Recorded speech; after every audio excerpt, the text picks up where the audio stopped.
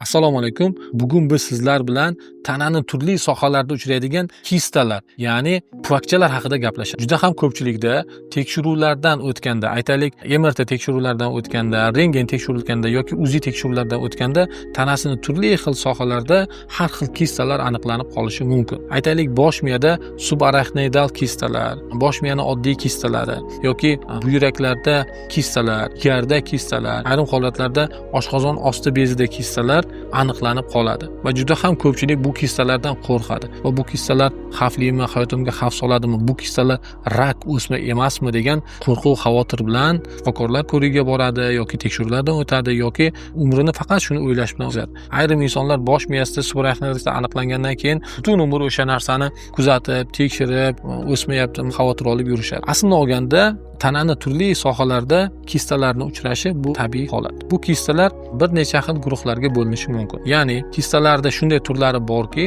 ular bizga, ya'ni insonga ona qornida rivojlangan paytdan saqlanib qolgan bo'ladi. Ya'ni ona qornida rivojlanayotgan paytda turli xildagi hosil bo'lgan bosqichda, hosil bo'ladigan kistalar ayrim insonlarda o'sha tug'ilguncha yo'qolmaydi va tug'ilgandan keyin ham tanasida qolib ketadi. Bu kistalar o'sha tug'ma kistalar hisoblanadi. Bular odatda xavfsiz bo'ladi. Yoki ikkinchi holatda tanani turli sohalarda shamollash kuzatilgandan keyin kistalar paydo bo'ladi va bunday kistalar ham xavfsiz hisoblanadi.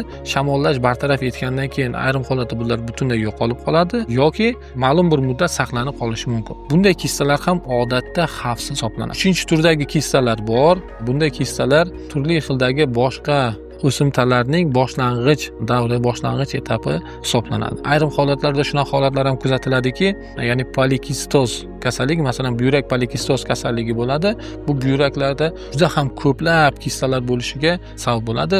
Bu o'sha qon bosimini ko'tarilishiga yoki turli xildagi o'sha buyrak kasalliklariga olib kelishi mumkin. Lekin odatda bir nechta uchraydigan yoki bir dona uchraydigan buyrakning oddiy kistalari bular xavfsiz kista hisoblanadi. Tananing u yoki bu joyda kistalar paydo bo'lsa, bu kistalarni albatta shifokorga ko'rsatib, uni turini, ya'ni oddiy kistami yoki aytaylik mana exinokok kistasiga o'xshagan parazitlar bilan bog'liq bo'lgan kistami yoki tug'ma kistami yoki ma'lum bir boshqa o'simtani boshlang'ich davrimi, shunaqa xulosalarni olish uchun shifokor ko'rigidan o'tish kerak va agar kistalar oddiy bo'ladigan bo'lsa, tug'ma kistalar bo'ladigan bo'lsa, shamollashdan keyin paydo bo'lgan kistalar bo'lsa, bunday kistalardan xavotir olmaslik mumkin. Ya'ni bu kistalar inson hayoti uchun hech qanday xavf tug'dirmaydi. Kistalar aniqlansa, qaysi shifokorga ko'rinish kerak? Agarda kistalar buyrak sohasida kuzatiladigan bo'lsa, bilib turganingizdek, nefrolog shifokorga ko'rinish kerak bo'ladi. Agarda kistalar bosh miya sohalarida bo'lsa, unda nevropatolog shifokor, jigarda bo'lsa, terapevt yoki gepatolog shifokorga, ya'ni har bir a'zoni o'zini mutaxassisiga ko'rinish kerak bo'ladi.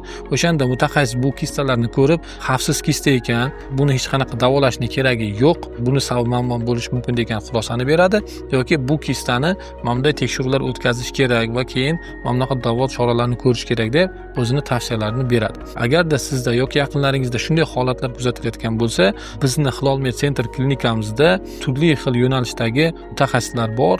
O'zingizni kasalligingizga, o'zingizga mos bo'lgan yo'nalishdagi shifokorga murojaat qilishingiz mumkin. Konsultatsiyaga yozilish uchun quyidagi raqamlarga qo'ng'iroq qiling yoki pastdagi linklar orqali ro'yxatdan o'ting.